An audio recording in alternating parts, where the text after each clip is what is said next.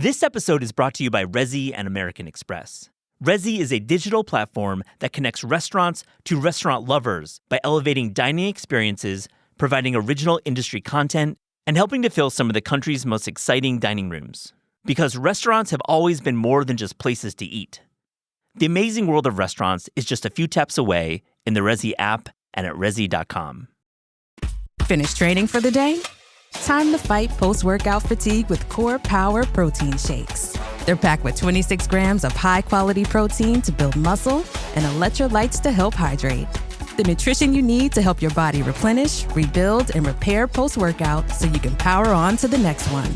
Champion your recovery with Core Power. Visit corepower.com to learn more.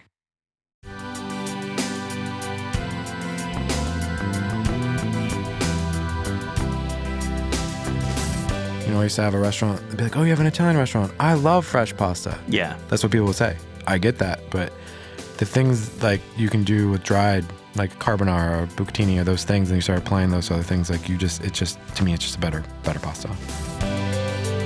This is Taste. I'm your host, Matt Rothbard.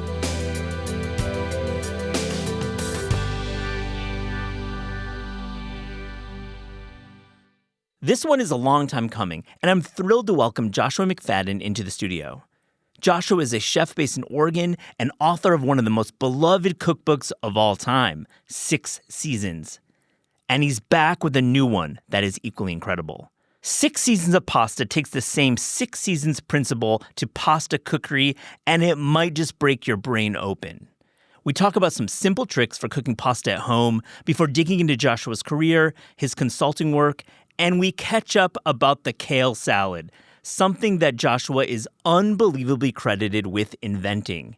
No, for real, you gotta stick around for this kale salad update. I hope you enjoy this episode. Joshua McFadden, welcome to This Is Taste. How are you? Doing well, thank you. Long time coming. I'm a huge fan of your cookbooks and you as a chef. I visited your restaurants when you were running those in Portland years ago. We often have the cookbook question here. What is your favorite cookbook? And 6 Seasons has been mentioned a dozen times. Mm-hmm. So congrats. That's amazing. It's still wild for me to hear that by every stretch of the imagination. Yeah, man. I mean, it's and you have a new book. We'll be talking about 6 Seasons of Pasta, which I got to read last night, and really remarkable work. There's a lot of pasta books in our world, and this one's new and fresh. So I appreciate that. That's cool. Man. Well, when you're in New York, I have to ask, like, where are you dining out? What's on the list right now?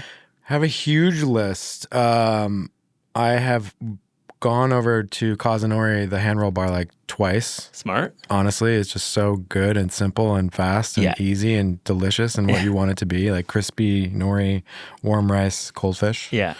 Then went to, I always pronounce it wrong, but Levaudor. Why can I never say this? It took me like 6 guests saying they went there to actually pronounce it correctly. Say it again. Levaudor. Yeah. Levaudor. It's so easy to say. Yeah. So that basically kind of shook my entire life and knocked somebody out of my like top 3 experiences in dining and restaurants. So I just kind of stopped going places now. I love this. And this trip and just like keeping it simple and having falafel and all these things. I mean, it was that good. As a chef, what struck you most from your visit to Levaudor? Ooh, it's just the restaurant the world needs in many ways, where it's just the package and the rejuvenation of walking in and then going out different. It's not normal anymore, and it's just such a high level. So it was really special. Yeah, really was. From the service to the cuisine to the space. I mean, it hits all those notes as well. Yeah, it was. It really. It got me. I love that sentiment. It's been mentioned many times. Tough reservation. Did you call the bat phone for it? I should have. I sort of did, but not really. I still can't even say it, remember? So it was a happy accident. It was a happy accident. Well, let's talk about cookbooks. Joshua, tell me, what got you interested in cookbooks? I think you published this book in 20, you work on 16, you published in 17, and it really just like is this fully formed, incredible work, like highly regarded work, and it was your first book. Did you have a long past with cookbooks? I did, yeah. It's actually, I've always been obsessed with them even before I started cooking. I think back in the day when I was going to film school in Chicago, Columbia, I had all these Charlie Trotter books and I didn't know why. And I think I went to like the grocery store to like find like Bruin raw carrots. Like I thought it was a variety. The pre-cut? No, I thought it was a variety. It was a variety. I had no idea. So I always had them around, and I didn't really know why. Then I fell in love with restaurants. From somehow film school to restaurants. I don't know. They're very similar to me as far as like telling a story and all the art that's being touched within them if you do them right, in my opinion. And then went to culinary school and kind of never looked back until the pandemic. But funny story, when I was working here like 20 years ago, working at Franny's in Brooklyn, I used to go up to Kitchen Arts and Letters all the time. Yeah. And I remember I was reminding Matt of this story the other day when I was signing my books, which was an out-of-body experience in itself, That's me cool. being there. And I used to go in there all the time and ask and like try to find books about like seasonality, and there was nothing. And I asked them that question. I was like, hey, do you have anything that would like be a guide for what I'm looking for within seasons? And Matt would know. And he would know. And you know what he said? He's like, no, but I think we could, you could, he's like looking around. He's like, how about the New Jersey Farmer's Almanac for next year? And I just laughed. And there was all these books like River Cottage, even Jamie Oliver's books, like all these things that they were doing over there that were just so much more. Like even the River Cafe books, just in such a different level. So I was always drawn to those type of books that were like somehow like simpler and older, and I was kind of avoiding the big like this is the bully section, if you will, which I love, but also just wasn't the thing that I'm interested in. Yeah, you know. Well, you were thinking of it probably as a chef using these books as an actual like resource to cook from, versus maybe 1,000%. Yeah, and it just was. It didn't seem like simplicity didn't seem like a thing, and that's the hardest thing to do. And then so if you're gonna do something simple, it has to be about the ingredient that's in season. Otherwise, you're not doing anything right, in my opinion. Yeah. So I was always trying to find those moments. And where did the 6 seasons of our calendar? Where did that idea come from? I think it was just kind of a happy accident that we were all kind of talking about how do we draw attention to the idea that you should be paying attention. As opposed to if it was called 4 Seasons, I think it would have just kind of gone over it. And then I'd also really do think that working on a farm, I really noticed that there was like moments and micro seasons that were happening that I didn't know about until I had that experience. So it was another way of kind of drawing attention to like there's peak things that are happening in these moments, and there's things that you can look for, talk to a farmer at a farmer's market, or be and aware like of. summer in particular, the stretching of summer and the idea that the market changes so quickly or slower in some parts of America, but the idea that you can articulate that, May is different from August and completely different. Completely different. Yeah. Completely different. Yeah. Or the endless frustration of snap peas and English peas in June, or sometimes getting into July. It's like, oh my God. Or zucchini in June. Yeah. I think we've done so many, we've gone so far, but there still seems to be confusion with some of it. Yeah. So keep pushing the message. I can't let it pass. You were in Chicago in art school at Columbia and discovering restaurants. What are the restaurants of your era in Chicago at that time? Blackbird. Nice. Paul Kahn, one of the best chefs in the world. Agree hard. I mean, 1,000%. One of the just geniuses. Frontera Grill. Love it. Unbelievable. Changed my life. Honestly. Yeah. I love that you say that, because we have a Rick interview we're going to run pretty soon. And I feel like the discourse around Rick is really interesting right now. So interesting. And we could spend a lot of time talking about what I think you might be talking about and all the other things. Well, But I mean, people want to cancel the guy, and it sucks. Which is wild. I have such a different idea of that now. I just literally pulled out Andy Ricker's Pock Pock book. I built all these new bookshelves in my house, and I had them stored, and I was pulling them out, and what a wealth of information that was, that it could only come from that mind, which is so fascinating, thinking about like Rick at the same time. Yeah.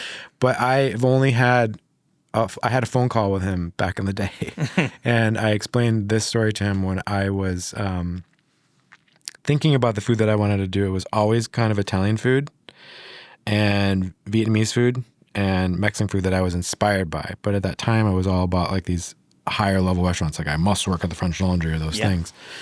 So it took me a while to get to where I was getting to, but it was honestly, it was a mango ice cream at the slanted door that got me to a path of simplicity and seasonality because I watched this cook fold in a freshly diced mango into it. Mm-hmm.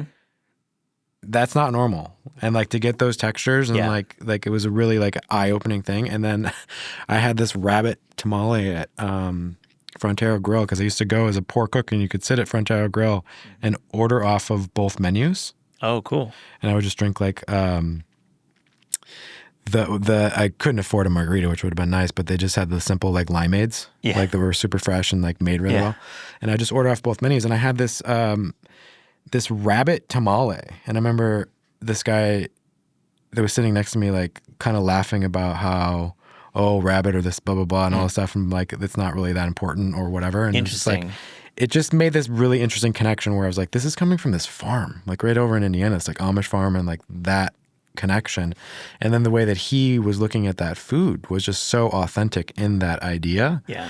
And it kind of continued to lead me towards that. And I told him that story on the phone, and I'm pretty sure he wanted to hang up because he's like, you got to Italian food based on this experience? And I was like, no, I'm saying like the simplicity of all these three cuisines that I love so much is based on those same principles. Yeah.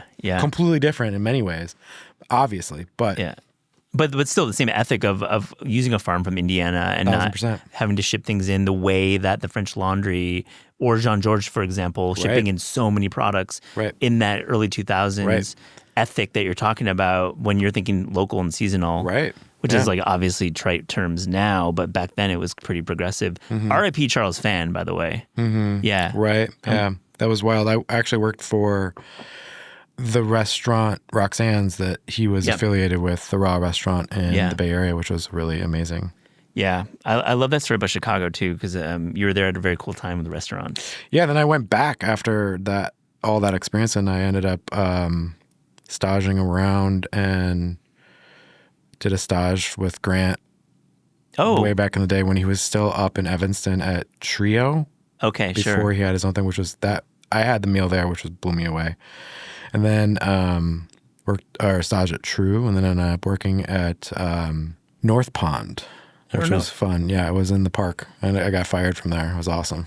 This does happen in a chef's career. Was it merited though? Was you fire people, I'm sure, so you know the deal. No, it was merited in the sense that we just never got along, and he had said to me, "This isn't a school. I just asked too many annoying questions." But I went from there to moving to New York. Yeah, and so I think because of that discipline and the absolute chaos and the unstructuredness of it, I was able to learn how to do more than I thought I could do by the time I got out of there. So it all worked out. And Franny's I annoyed the hell out of him, but then I found out that that wasn't my style. That wasn't my thing. Yeah. He still had the best, he was like I think he was like the chairman of the Green Market or something like that. So we had amazing product. It was just we did way too much to it most often. Yeah. And so lesson learned for you. So Franny's is where you spent a lot of time in New York in that kitchen? Franny's was the first one. It was an accident, yeah. But that was like I really believe one of the restaurants that changed everything. And people sadly don't really know that. But the people that know. I think some of our listeners who are younger don't know that reference at all, which is sad. And you can't even get the book anymore, which is even more sad. Oh, that's crazy. That is interesting. Well, I'm not sure who published it, but it should be back in print. Important restaurant. Well, we could talk restaurants all day, but I want to get to your book. Today's episode of This Is Taste is brought to you by Grow Therapy. Have you ever tried to Google therapist near me and ended up more anxious than when you started? Yeah, same. For real, I once spent 2 hours scrolling potential therapists. I started checking their LinkedIns. I started checking their Instagram profiles, all that background information. And you know what? I did not end up with a therapist at the end of this deep dive. I knew too much. Grow Therapy makes it way less overwhelming and way more affordable. Whether it's your first time in therapy or your 50th, Grow makes it easier to find a therapist who fits your needs. They connect you with thousands of independent, licensed therapists across the U.S., offering both virtual and in-person sessions, nights and weekends. It's that easy. And you can search by what matters, like insurance, specialty, or availability, and get started in as little as 2 days. And if something comes up, you can cancel up to 24 hours in advance at no cost. There are no subscriptions, no long-term commitments. You just pay per session. Grow helps you find therapy on your own time. Whatever challenges you're facing, Grow Therapy is here to help. Sessions average about $21 with insurance, and some pay as little as $0, depending on their plan. Visit growtherapy.com/taste today to get started. That's growtherapy.com/taste. Availability and coverage vary by state and insurance plan. The family that vacations together stays together. At least, that was the plan. Except now, the dastardly desk clerk is saying he can't confirm your connecting rooms. Wait, what? That's right, ma'am. You have rooms 201 and 709. No, we cannot be 5 floors away from our kids. The doors have double locks. They'll be fine. When you want connecting rooms confirmed before you arrive, it matters where you stay. Welcome to Hilton. I see your connecting rooms are already confirmed. Hilton, for this day. How do you think about pasta in this 6 seasons, context that you just outlined? I think it works really well. I think I had to spend a lot of time to be able to find out how it does, to be honest. I mean, there was a lot of things you think in a box like that in some degree, which you would think would open up more, but it's kind of confining into like figuring out a season. So I don't know how many recipes there are with pasta and turnips, but I found one that really works. I had that in my notes. I was going to ask you about that. Yeah. You have celery root cacio e pepe as well. That's a whole have you made that yet? No, I haven't made it. I just got the book recently. We're getting close to it, right? Oh, no, wait until it's a little after later. Christmas, yeah. Yeah, after Christmas time, yeah. When it's in the storage, and then you got nothing. But that one's mind-boggling, the way it smells. I can't wait. And the way that it tastes, and how, wow, what's happening here? It's pretty wild. I know. Very cool. Here's the zoom out about pasta. I mean, pasta is such a regional thing in Italy, right? Mm-hmm. And of course it's seasonal because it's the ethic of many European countries to cook that way. So it's like understated. But when you think about like pasta books, it's all about region and about technique, fresh versus extruded, etc. But the seasonality of pasta, it had to have been challenging to think about it that way. Kind of flip it on its head. It was and it wasn't. Okay. I think I had luckily a lot of years under my belt and running a restaurant like Ava Jean's, and anyone that has a pasta program, and there's so many of them now that are so great all over the world, but you are literally doing the same thing with just a different ingredient and slight changes based on the ingredient.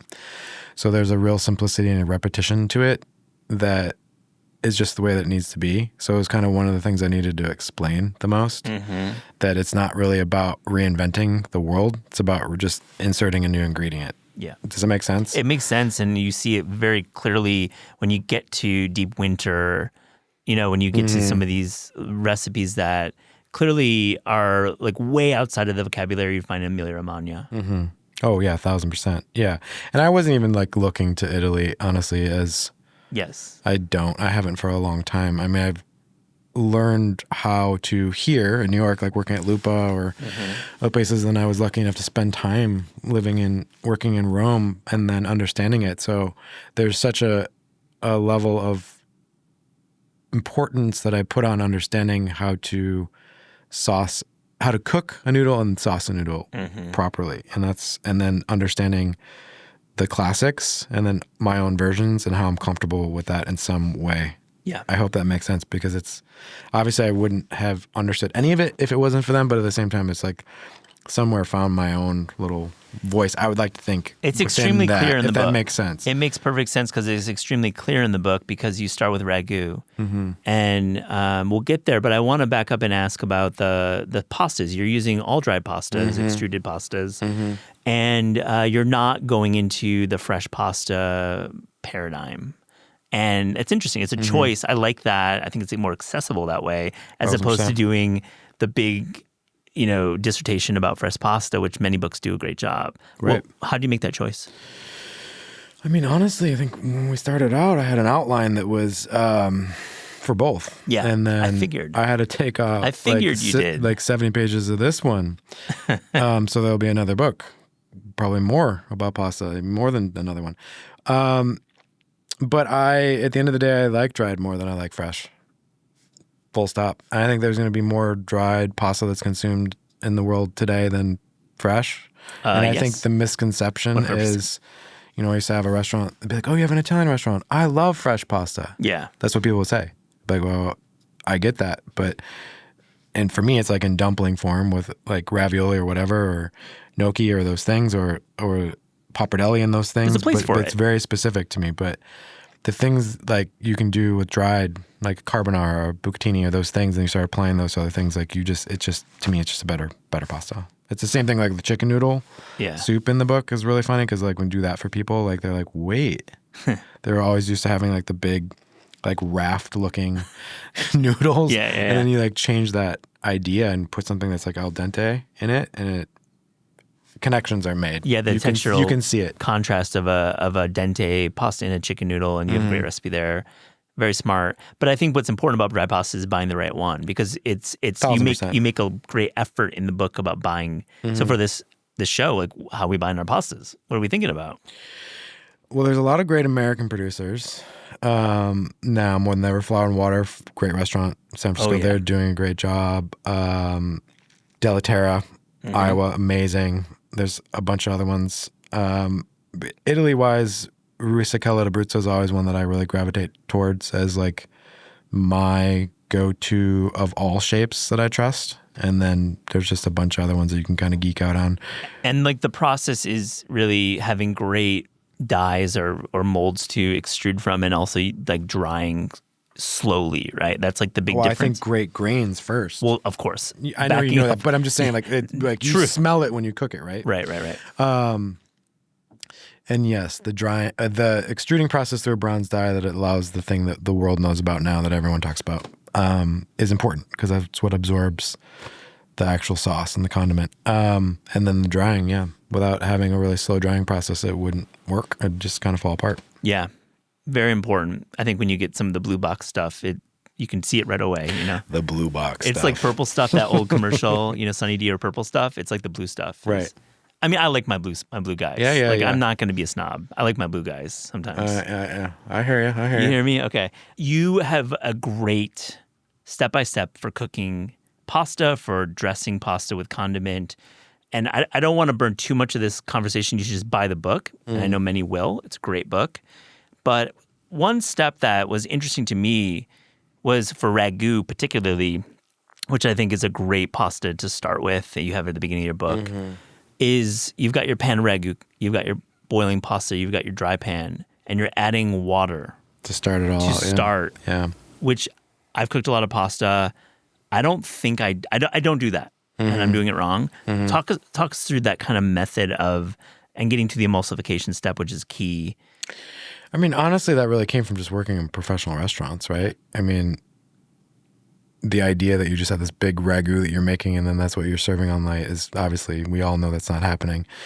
So it would come, you make it and then you're storing it and then you're taking it out of there. So if you were to just take it straight out of the pan, in my opinion, it's going to tighten up too much anyways. Exactly. By the time that you get it to the point where it's heating it. And all you're doing with the ragu typically is cooking it until it's all brought together, which is cooking out a lot of the moisture. Yeah. So by adding the moisture back with the water and then putting it in there and bringing it back up together, you're kind of just bringing it back to where it was before you cooled it off. And then it's just a great way to be able to do that at home for people, especially now where you can just like make a big batch and then you freeze it. Like I do it now, just like grab pints and then like you can do it really quickly. You can just throw the block in. Yeah, and then all you need right after that is like, a little bit of butter is amazing and then the cheese is great. Yeah. That's it, really. And then from there, like, again, like you have chicken ragu, you can just, it's endless. Throw lettuce in there and black pepper or chilies or go in all these different directions. Yeah. Keep it simple, but like keep going. It's a great just step. And I think the tendency for a lot of home cooks is to have their big pot of sauce and then throw the pasta into the sauce. Right. And then it tightens right away. Right. And then we try to add stock like pasta water, and it becomes something out that we don't want. And then I mean, pasta is not easy to cook. Yeah. The idea is that everyone thinks that it is. You know, it's everyone's like, oh, it's the date night thing, the one thing that they can do. You know, and that's fine. That's great. Everyone should just be cooking. But it's like, even now when I cook pasta, when it goes in the water, I'm like anxious, nervous until like it's going into a pan and then all the way to the end. 9 out of 10 times, most likely it's going to be exactly what I want, but there's always the one, is it too salty or is it this? And if you're not doing that and messing up, then I don't think you're doing it right. And even most recently, I was doing a podcast with a new friend, and it was very apparent that they didn't read the book or the recipes. Okay.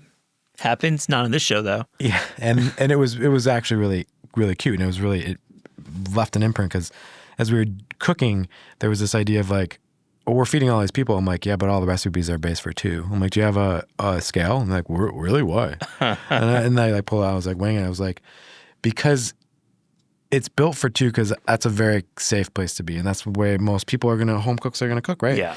And then, so you know what's right. If you keep doing that, you know, you're making it for us, we're like, this is great. Next time I'd blah, blah, blah, blah. And then if you want to do it for 4 people, it's getting hard. And if you're going above 4 people, you're on your own. Yeah. So you better at least understand how it's great before you think that 6 or 8 people, because that's hard for me. Yeah. That's hard for any like professional chef or something. Like it really is. And we're talking about the timing, to be clear. All the things, It's the about pot size, all the things, like the right amount of condiment, like everything. The ratio of the condiment. It's and I know it sounds crazy because it's just pasta, but it's never been. It's not just pasta on this show, my friend. Me, you know, my friend, you're in a safe space. Yeah. It's not just pasta here. This is an important tradition. I like that you have the tip, which I have never used, is to have like fresh water boiling on the back, because putting too much of the pasta stock can be like kind of bad. I mean, we like salty things. Yeah, it absorbs and it just reduces down, and it can go very wrong. The only way to wash that out sometimes is with fresh water and kind of like bring it back. Fresh boiling water. That was another restaurant trick that I learned. But I remember we were doing an event at a restaurant that I worked with, and this actual Italian chef that couldn't speak any English came in, and he was showing us what we were doing for this event.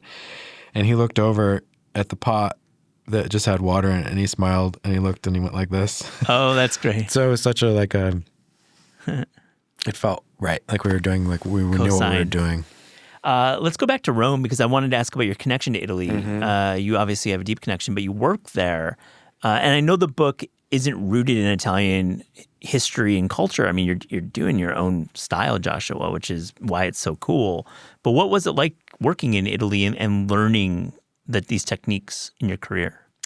It was amazing. First of all, just being there, everything about it, obviously, the way it looks, smells, everything was. I wish I would have done it sooner in my career. Yeah. But I think young cooks often think like, oh, that's where I'll go when I'm blah blah blah blah at that point. And so I wish I would have gone sooner. But when I went, what I realized that I was in a comfortable spot, understanding what I knew from right and wrong, from like simplicity and or like what al dente is, the idea of it, like all those things. So that was a really like eye-opening thing. And then I think by that time I already had a little bit of my own like idea of what Italian food was to me. And it was really rewarding to be able to have, even during that experience or going back and like cooking for people and with people,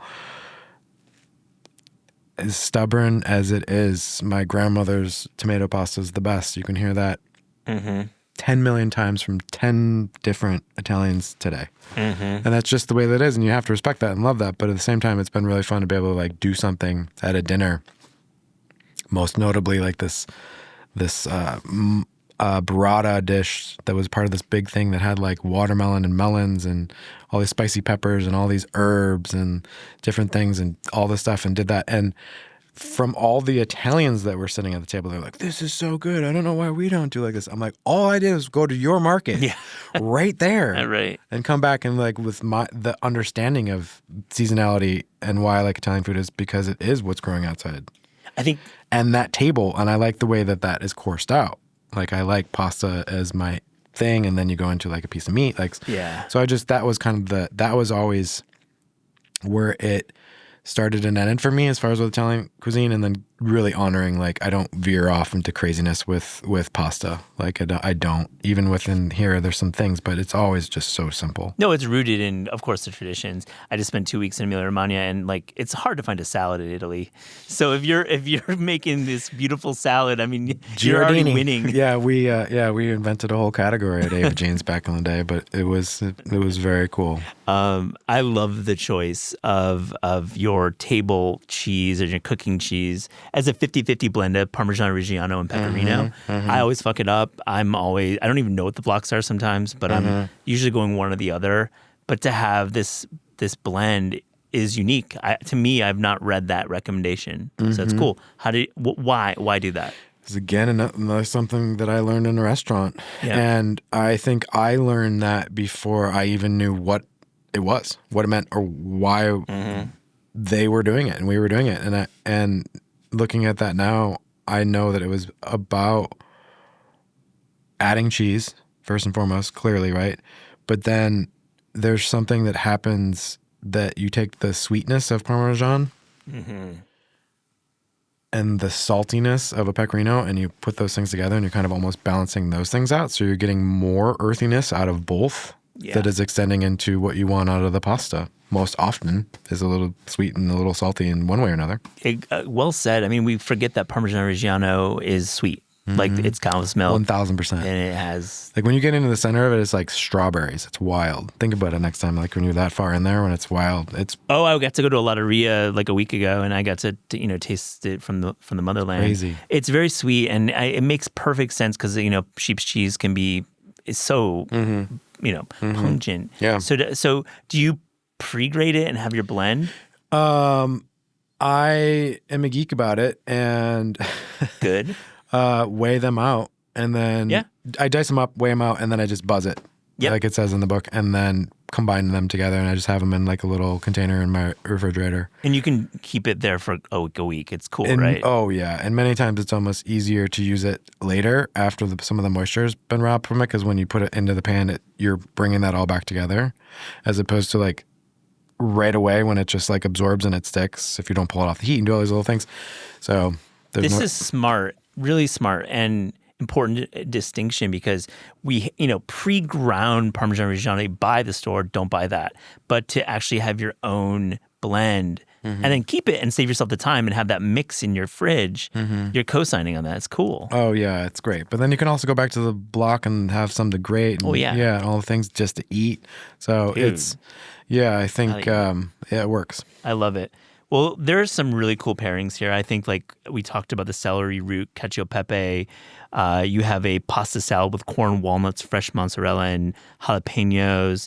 You're messing around with chards, which, bless you, I can't do that.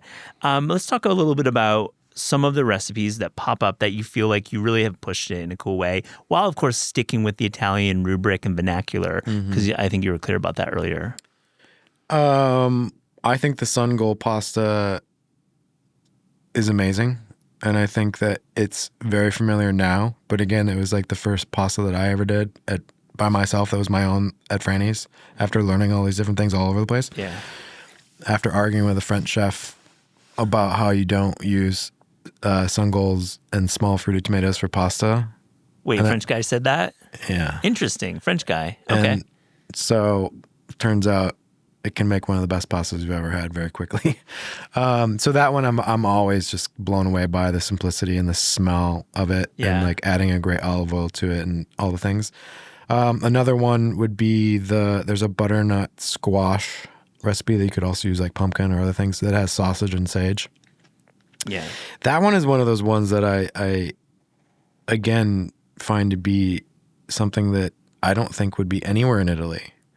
But it's not far from, because it's like what would be on the inside of a ravioli or other things. So it's just take that garlic and the sage and do the things and some chilies and throw it in there, and then you loosen it up with the pasta water and you bring it all back together, and it's wild. It's so much more than the sum of the parts. And butternut can be a tough hang for some people, right? Like not just the breaking down of it, but just it can be way too sweet. But you're relishing that opportunity. Exactly. Yeah, I love it. Honestly, I'm actually getting really excited to make it here in a couple months. Oh yeah, it's going to be here, and that's the cool thing about Six Seasons is it's a robust book. I mean, what do you got? 125 recipes? Yeah, 125, I think. It's a lot, and it's a really, really cool book. I think you should pick it up, listeners. It's we don't publish it here. It's straight up like I'm a fan of it and all your work.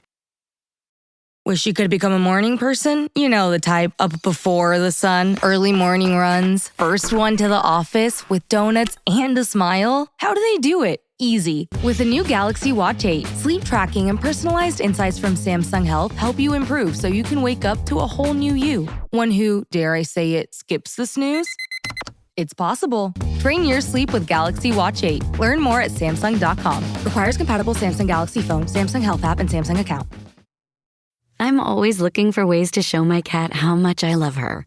And with Fancy Feast Gems, I can pamper her whenever I want with a savory gravy on top of a gourmet mousse pâté. The pyramid shape makes serving simple, so all I have to do is peel and plate to make mealtime feel extra fancy. And with 2 entrees in every pack, it's easy to turn every day into the extraordinary. Fancy Feast Gems. Let's talk about the kale salad. I know you're probably bored with this question, but we've never had you in. So we wrote about this in 2018, I think, and you may have been quoted, but like you are widely credited with inventing the kale salad, which is insane. But like, what are your thoughts on it? Like with some distance. I mean, I'm sure somebody did it well before me, right? It's just, yeah. But I mean, you look at Someone if did it it. sounds bad, it must be good. Oh. 2007 New York Times, Melissa Clark. Yeah. So that's the date. Yeah. Find it before that, I guess. I think it was a really happy accident. Super proud of it. I think it's delicious. People probably hate me because I turned kale into something in this great debate in the last 20 years, but I don't know. I still eat kale all the time. In pasta, in the salad, in purees. The puree that's in the book that was in the first book is one of the things that I've probably gotten more DMs about than anything with little kids. Yeah. Photos of parents, little kids that have like green faces. Like, thank you so much. Our children don't eat anything green ever or any vegetables, and they all eat that. So I take it all the way to there, that it's like people are eating it, and it's great. And I do think it's good for you. Take us back delicious. to developing that recipe, though, for the restaurant. There wasn't really anything that we could get, and really just wanted a leafy type of salad. And the things that we could get that we were trying to utilize, I still don't like really. I don't like greens that you just kind of look at the wrong way and they just kind of wilt. I like more sturdy, hardier greens. And it had been that there had been a version of a raw kale salad at another restaurant that I worked at, but it didn't have like any acid or chilies or textural breadcrumbs or any of those things. So I'd already I'd already eaten it, and I already thought about how amazing just the flavor is and how just the raw kale. Yeah, it always to me has this honestly this kind of tastes like the ocean in a weird way. And there's high salinity there's in a it, lot for sure. of deep flavor in there. Yeah. So we were so fanatical about lemon wedges at Franny's, which is something I've carried through forever and have had many of fights about. Just having it on the using lemon wedges to order to make things as opposed to having it it's like night and day. And so I remember making it, just kind of messing around with it, and loved it. Yeah. And it was kind of blew me away. And then, was it the breadcrumb element that kind of brought it together? That having I think it was texture? the idea of the layering of things. Like in the first book, I always talk about like making things like in a nacho way, we used to call it, like where you're just layering things to build things, and then make things taste like potato chips, like go that far to make things like taste that much flavor, but also like pushing bounds on things, and doing that with vegetables I think is amazing.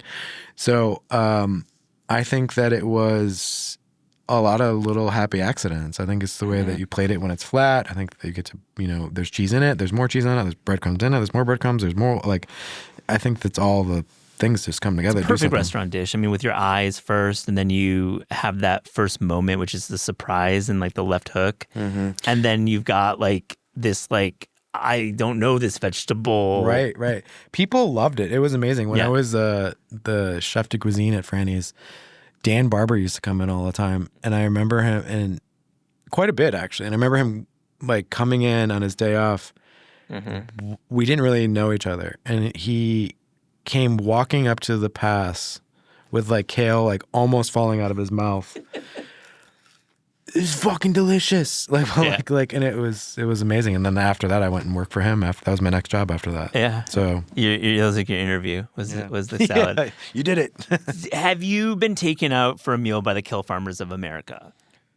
Because, like, listen, Joshua, they really benefited. They did, but I also think there's a lot of them that cursed my name. It became so popular and blah blah blah. I don't know. There's a lot surrounding it.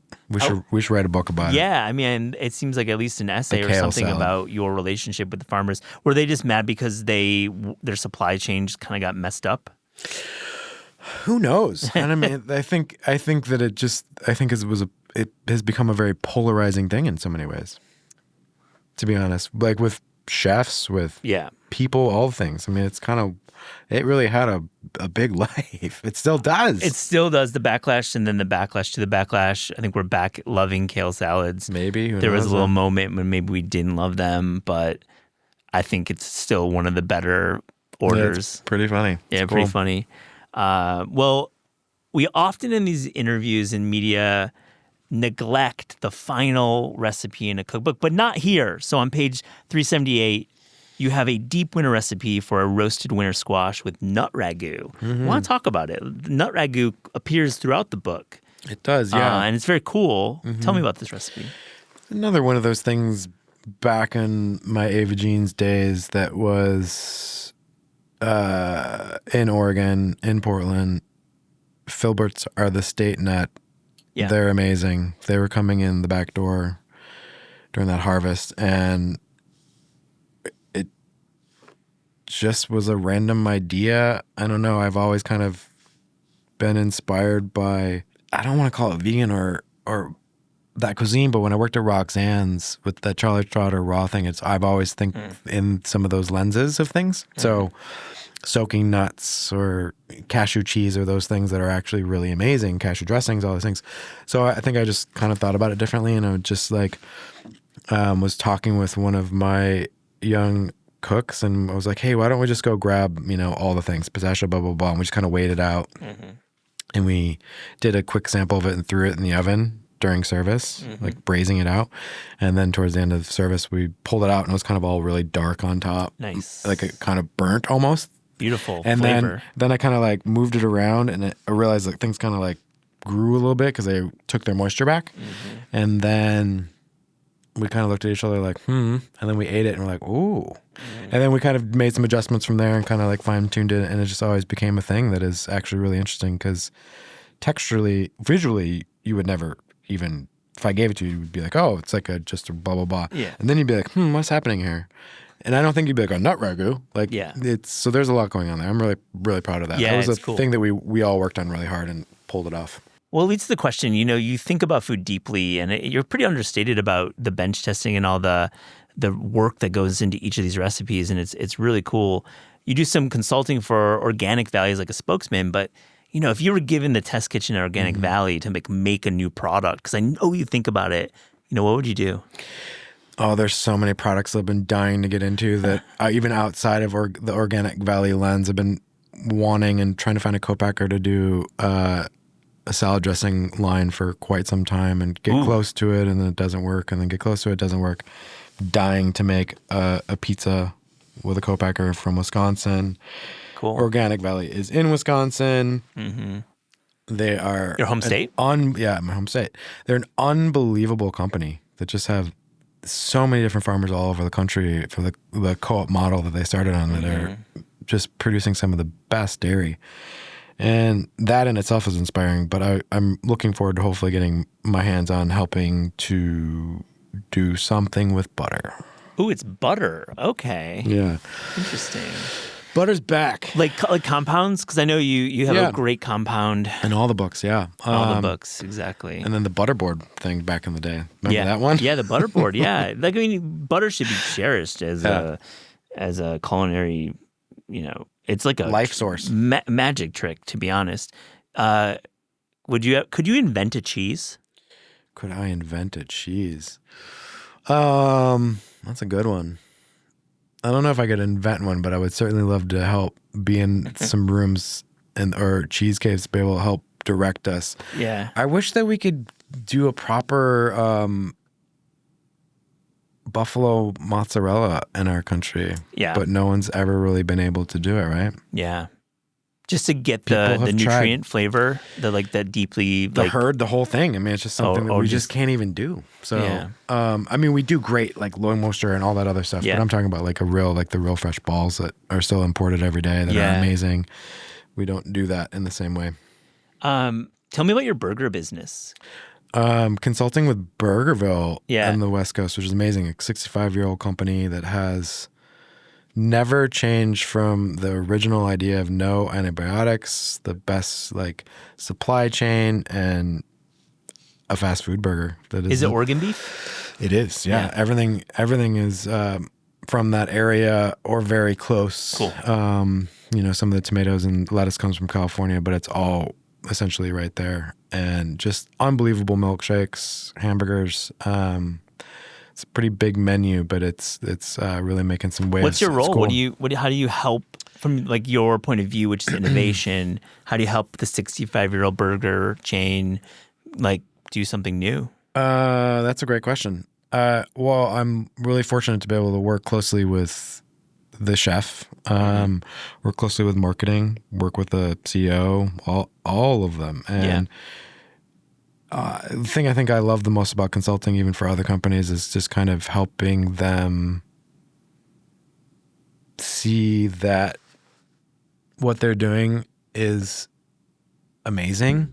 And sometimes they don't even realize that, and just kind of moving it in a little bit of a direction over here to have a point of view that may have been lost somewhere, or confidence, or kind of like a new shining a light on a new opportunity of just this is enough.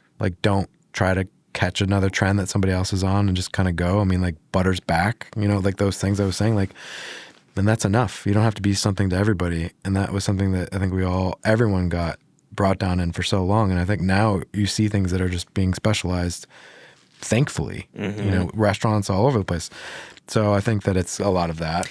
Like that sentiment a lot. I think these long running restaurant groups, they do things a certain way, and sometimes that certain way is exceptional. Mm-hmm. The sourcing particularly. Absolutely. They don't realize that talking to a farmer is actually a cool thing.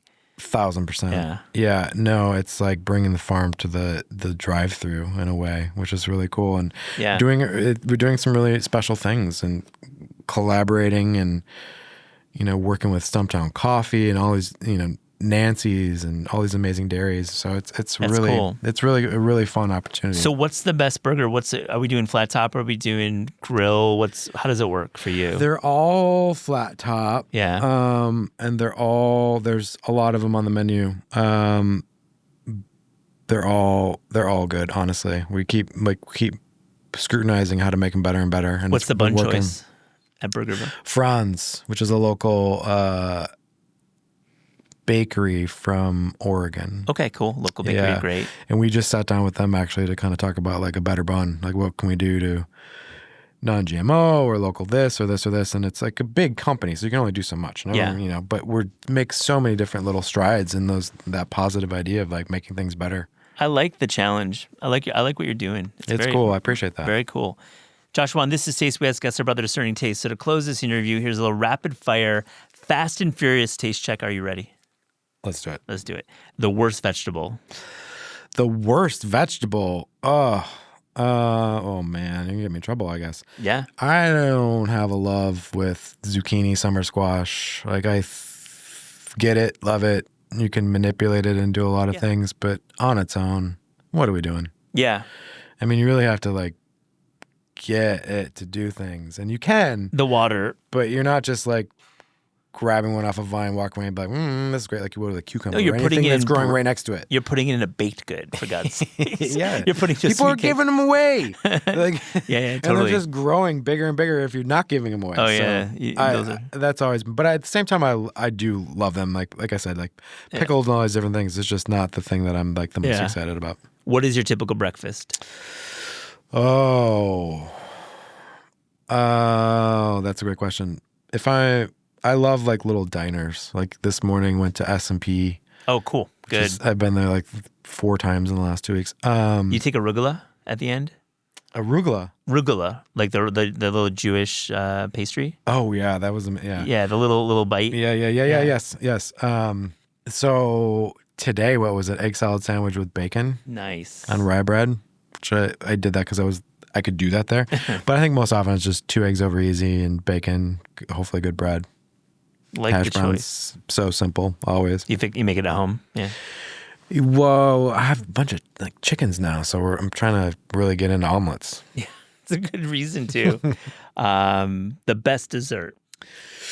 The best dessert. I am a big ice cream fan in that zone. Mm-hmm. I still weep about the chocolate nemesis recipe from River Cafe. Yeah, I don't know. Those are good. Yeah, Good answers. Good one for you. A restaurant you wish you could bring back from the dead.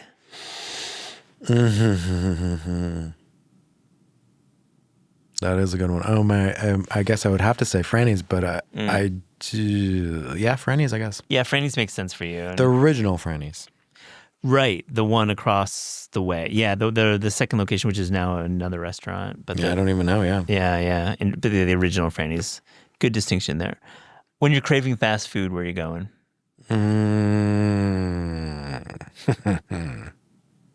What is fast food now these days? Fair. That's a good follow-up. Up to you.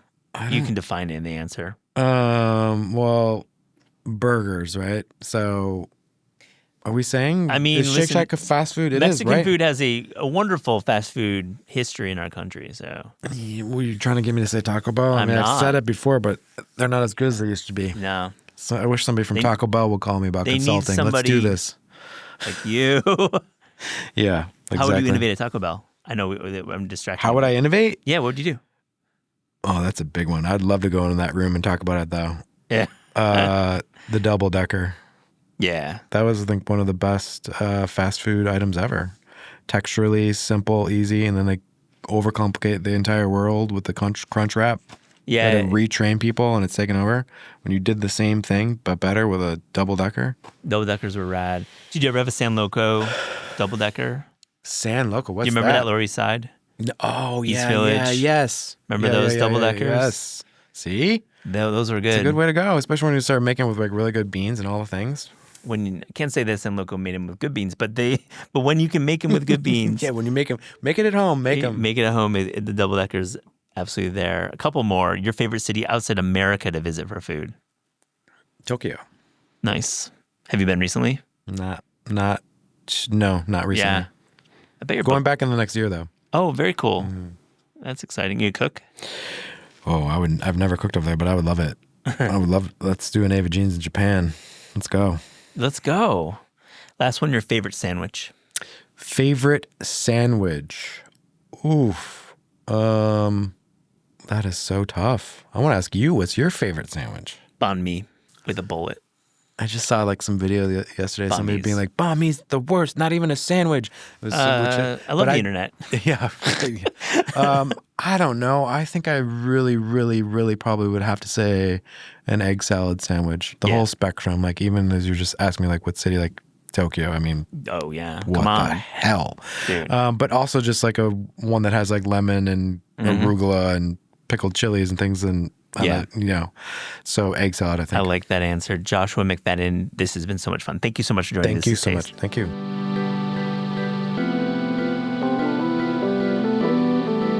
This is Taste is hosted and produced by Eliza Barbanel and me, Matt Rodbar. The show is edited by lead producer Clayton Gumbert and supervised by Pat Stango, Director of Media Production and Development at Penguin Random House. Thanks to Shalia Harris and the production team at Penguin Random House. Theme music by Steve Rydell. Logo and guest illustrations by Ellie Skurzat.